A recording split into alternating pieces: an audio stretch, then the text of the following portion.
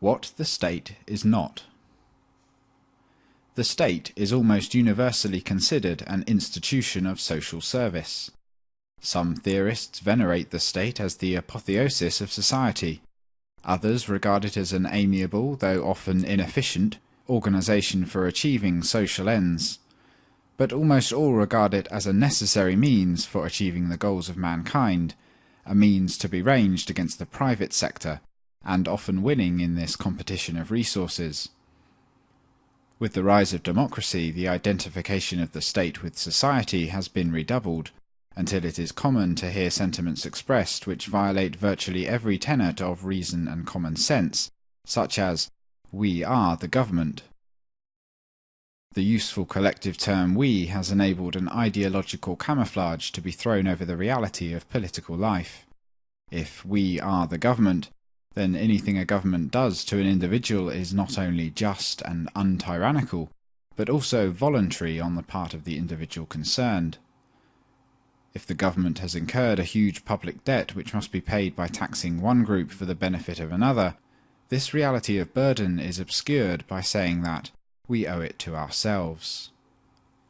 If the government conscripts a man or throws him into jail for dissident opinion, then he is doing it to himself, and therefore nothing untoward has occurred.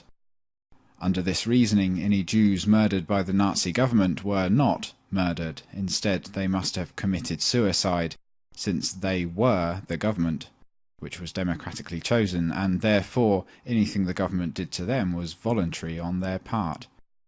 One would not think it necessary to belabor this point, and yet the overwhelming bulk of the people hold this fallacy to a greater or lesser degree.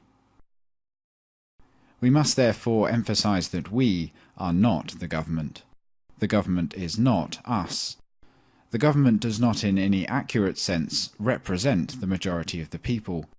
But even if it did, even if 70% of the people decided to murder the remaining 30%, this would still be murder, and would not be voluntary suicide on the part of the slaughtered minority.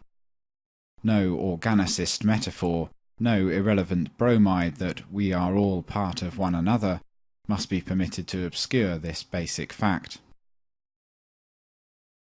If then the state is not us, if it is not the human family getting together to decide mutual problems, if it is not a lodge meeting or a country club, what is it?